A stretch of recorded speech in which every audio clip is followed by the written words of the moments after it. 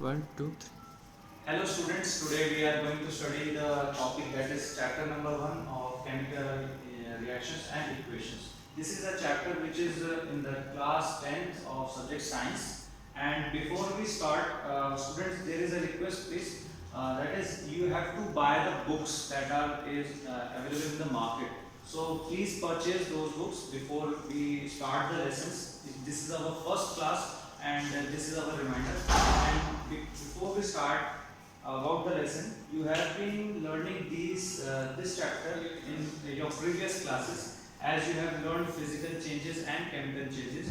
There you learned that in nature, in our surrounding, there are many changes that occur randomly and spontaneously.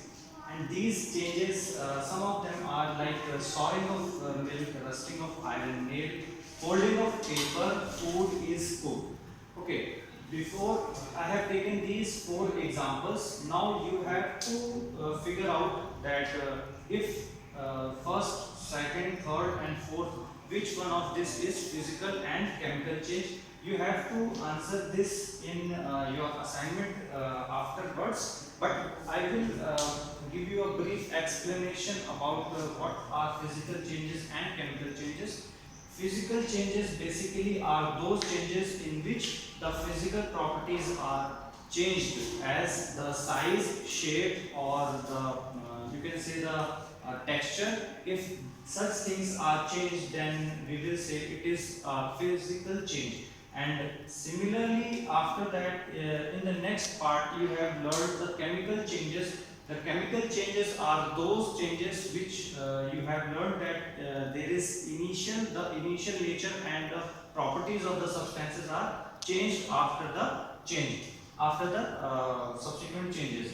So these are the physical and chemical changes. But here in this particular topic, we will be specifically focusing on these chemical changes.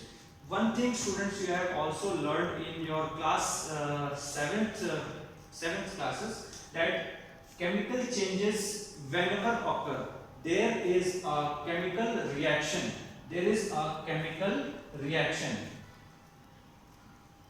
That means if a chemical change has occurred, there will be some chemical reaction will be associated to it. So what is a chemical reaction and how we will be how will we find that it is being taken place? So there are 3 activities specifically mentioned in your textbook. They are 1.1, 1.2 and 1.3. Here we will be discussing 1.1 and 1.3. The 1.2 activity is for your inference and your questionnaires, and we will be discussing that in the question answer sessions. The activity 1.1, in activity 1.1, there is magnesium ribbon that we are burning, and that is 3 to 4 centimeter long. At the time of burning, it burns with a dazzling flame, dazzling white flame. This is a property of magnesium. Whenever it burns with a dazzling white flame, and subsequently after the completion of the reaction, it changes into a white powder. This white powder is magnesium oxide, MgO. As you have learned in your 9th classes, the formula for magnesium oxide is MgO. This is formed with the reaction between magnesium and oxygen.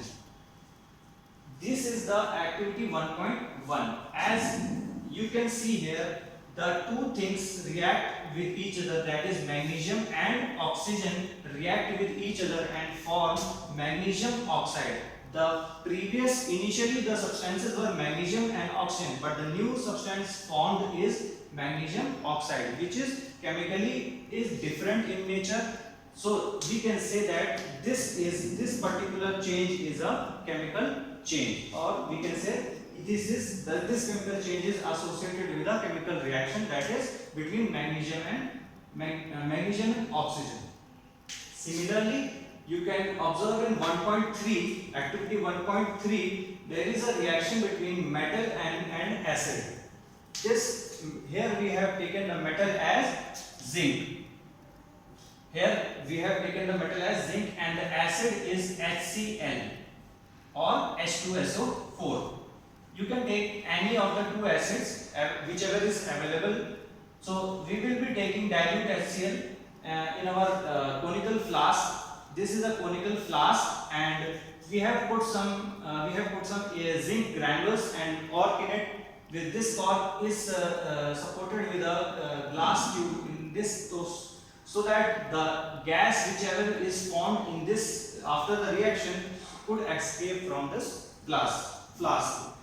So in all these reactions, that is 1.1 and 1.3, we have seen that there is development of heat and light, and in 1.3 we can see that there is a evolution of gas and there is a change in temperature of the flask.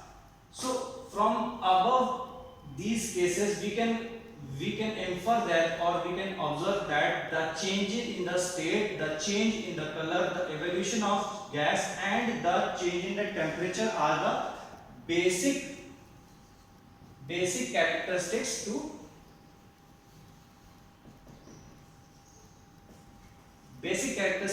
identify a chemical change.